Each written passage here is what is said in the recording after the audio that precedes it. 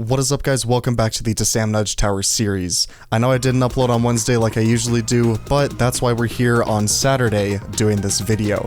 Today we're finally going to be taking a look at the Redstone work that I did in the DaSamNudge Tower.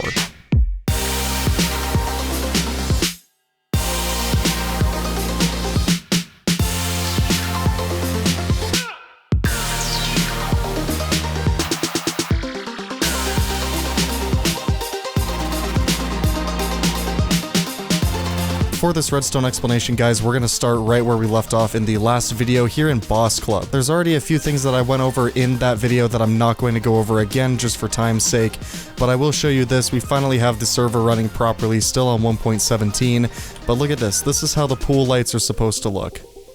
Look at that.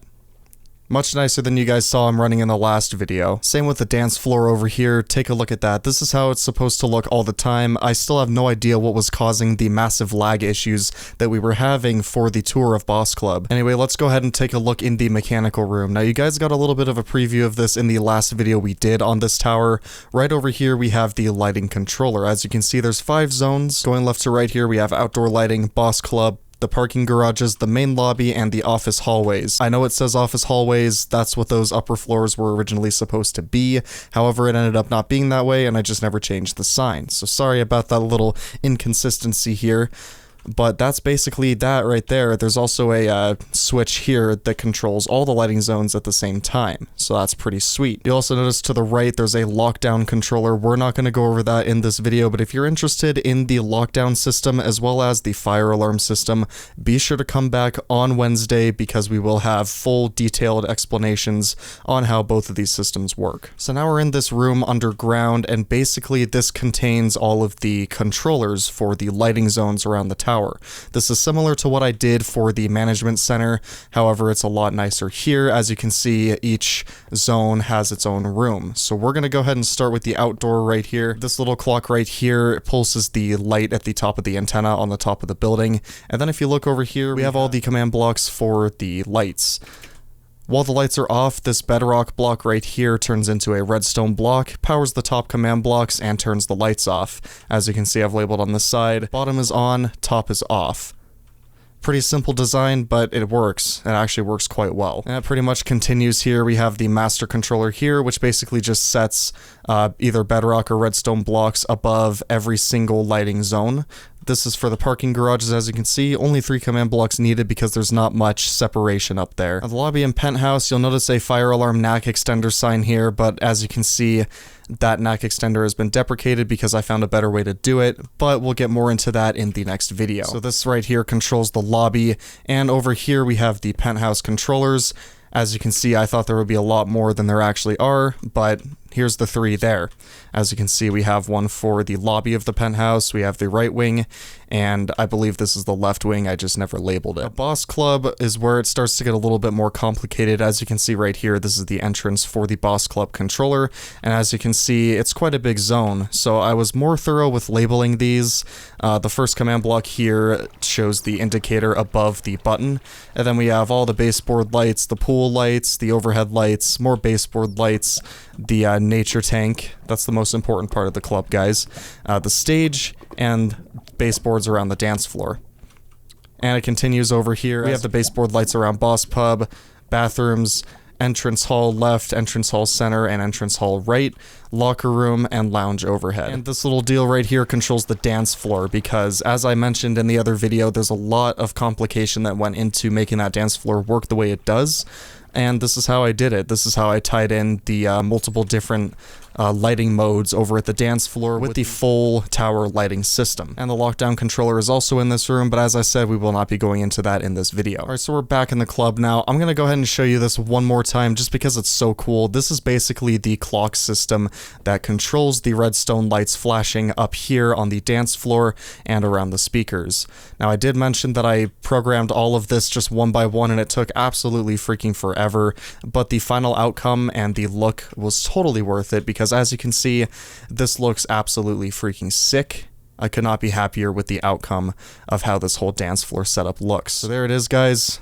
The clocks, And that's basically it. I just figured I'd show you guys this again because I know someone's probably going to be interested. But basically, all of these command blocks that go around here either set a redstone block or I believe this is black concrete under these redstone lamps right here, and that's how they turn on and off. Again, pretty simple, but it does work quite well. Now let's go ahead and take a look at what's above the ceiling here in Boss Club. So right here we have our centralized redstone block, and basically all of the overhead lighting is powered by this redstone block. It all travels over here, and then through a series of redstone repeaters, and it keeps going all the way over here. And I believe this is the pub area. Yep, the pub area right there. And as you can see, we are right below the ocean, which is why you're hearing freaking dolphins making noise, but that's okay. And then we come over here, I believe this is above the kitchen. Yep, so as you can see, I just have a little staircase for the redstone to go down, and then all the way over here, where it powers all of the lighting in the kitchen. And that's pretty much the gist of how all of the overhead lighting in this whole tower works. We tend to just have a centralized redstone block that all of the redstone is run out of. It just makes it a lot easier and actually reduces lag and not having to update a bunch of redstone lamps to either be set as lit or putting redstone blocks above every single one of the redstone lamps that is up here. So it's pretty simple. Yet again, that's kind of the theme of this whole system here, but it does its job and it works quite well. And as you can probably tell, a lot of work did go into this. This took freaking forever to wire up everything in this tower, but it was all worth it because having lights that you're able to turn on and off is very nice to have in Minecraft buildings, especially ones like this where we're going for realism. Now, the club is kind of the exception to that because I don't think there's ever really going to be a club in the basement of a apartment/office building, but you know what? We did it anyway because it's freaking awesome, and yeah, that's pretty much the only reason we did it. So going up into one of the parking garages now, gonna go up here, and as you can see, it's pretty much the same concept. There's a centralized redstone block. It's actually not even down here, it's in the next floor up. Let's see if I can find it here. Yep, there it is. So this redstone block here powers all of the overhead lighting in this parking garage, and I don't necessarily remember how, which kind of sucks, but it somehow travels down to the second floor for parking and powers the rest of the lights here. As you can see, there's no redstone block in this level because I just ran it off of the first one. But yeah, pretty simple yet again. But that's how the parking garages work. There's not really much to it. Now, you'll see command blocks every once in a while here. Those are for the elevators, which I will be getting into a little bit later in this video. All right, traveling up to the main lobby now. Check this place out, guys. I still can't get over just how good this looks. Now, the lobby was one of the more difficult lighting zones to figure out because, as you can see, we've got lights in the floor. We got lights in the fountain right here. We have more lights on the floor over by the doors, and it's just a lot. Here's even more in the floor. And yeah, it all works. Up here is one of these central redstone blocks. I believe all this powers, though, is this little hallway right here. I had to split this one up because there's quite a few different floors of the lobby. So we got the 4th floor, 3rd floor, 2nd floor, and then of course the ground floor. That all counts as the lobby, so it all does turn on and off when you push the lobby button. Here's another centralized redstone block just above this nice little gridded ceiling type deal. I think this looks really nice. As you can see, if the time is night, it's still nice and freaking bright in here. The one downside, of course, to Minecraft lighting is the lack of distance that redstone lamps actually have, which is why we had to do lights in the floor along with all the ceiling lights. But you know what? Honestly, I don't mind the in-ground lighting. I think it looks kind of cool. This looks kind of iffy, but the rest of it looks pretty solid. I try to color match the glass with the blocks that are around it. As you can see here, we have gray terracotta. Or concrete, honestly, I can't remember, they look so similar. And then gray glass.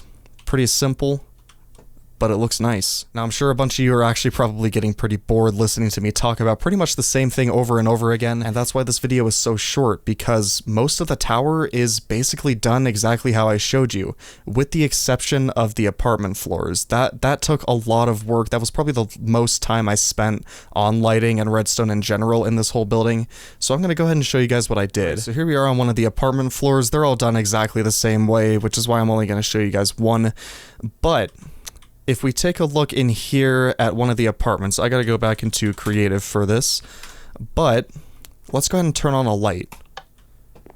As you can see, all the lights come on in this room. We have another controller for it right over here. But what's interesting about this is if I break this, there's no command block behind these buttons. Now, this actually took quite a bit of figuring out to have buttons work with no command blocks behind them, but let's go up into the attic so I can show you here. Basically, what I have is these purple command blocks. I'm gonna have to put myself into creative yet again to take a look at what they actually do. Basically, what it does is it'll check if a block at a certain location, as you can see in the coordinates right here, is a polished black button that is powered or pushed. And if that property is true, it'll either set a redstone block or a bedrock block to turn the lights on and off at the set location here. Hopefully that makes sense. It's about 4:30 in the morning as I'm recording this video, so if I seem a little out of it, that's why. So yeah, that's pretty much how it works, guys. We have this living room door switch, and right across from it we have the bedroom hallway buttons that control the living room. That is this switch, the bedroom hallway, and then the main entrance right here to turn the living room lights on and off. And it's pretty much the same deal throughout the rest of the apartment complex. As you can see right now, this is a bedrock block because the lights are turned off. But over here we have a little command block array type deal that says bedroom.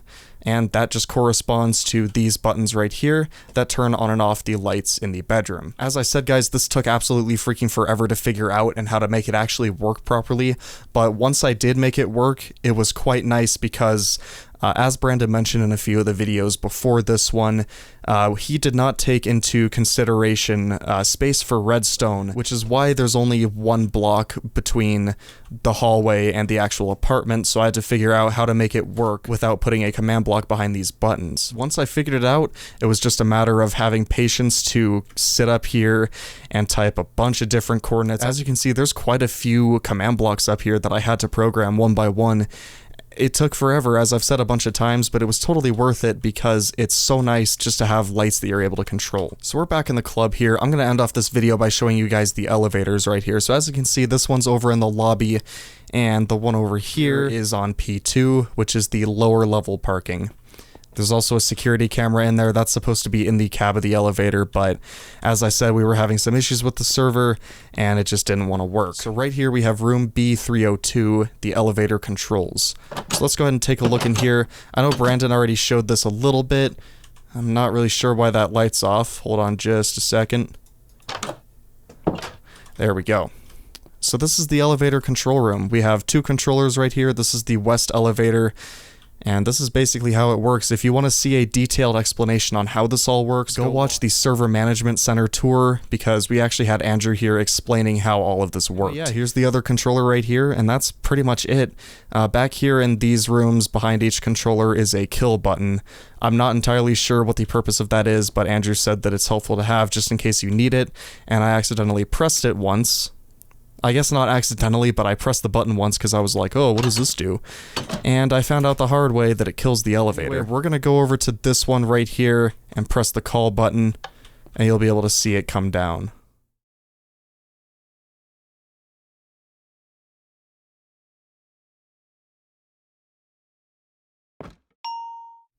And there it is.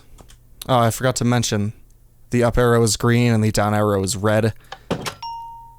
We have the nice little bell for the chime as well. And inside the cab of the elevator, we have the indicator. This tells you what floor the elevator is on, and as you can see right now, we are in Boss Club. This is the tallest building that these elevators have ever been installed in, and it's also the first double-sided elevator. As you can see here, Boss Club, you exit this way, so when you hit the open door button, the glass breaks and the door opens, and the majority of the other floors you exit this way through the normal door.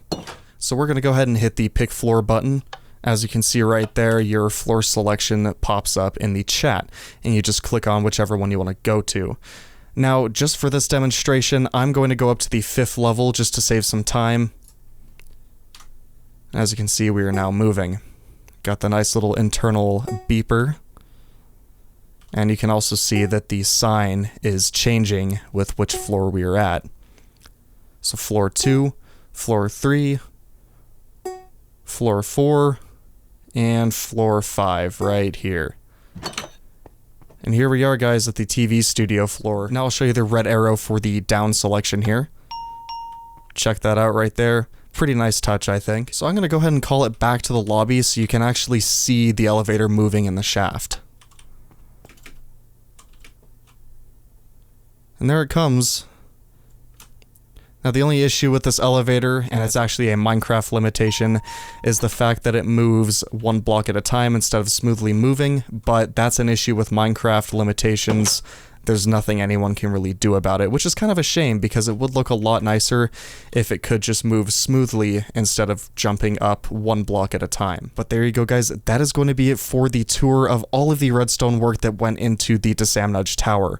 As I said multiple times throughout this video, this took a lot of time to get perfect, but the final outcome was totally worth it because it's so freaking cool. Now, I know Brandon wasn't in this video, guys, but don't worry, he will be here on Wednesday to help me demonstrate the fire alarm and the security system. The timing could not have worked out better with that because this is pretty much the only video we could get away with not having him in, because I did 100% of the redstone work in this entire tower, of course with the exception of the elevators because Andrew installed those, but regardless, this is the only video that we could get away with without having Brandon in, because he wouldn't really have much to explain because he is not super well versed in redstone, which is totally fine because the redstone wouldn't have been possible without his building skills in Minecraft. So I'll still leave his links in the description for you guys. Come back on Monday, I'm going to be talking about the videos that I will be releasing for Christmas week. I have quite a few Christmas light videos planned for those who enjoyed those, and I know quite a few of you do. But anyway, guys, as far as this video goes, that is going to be it. Thank you for watching.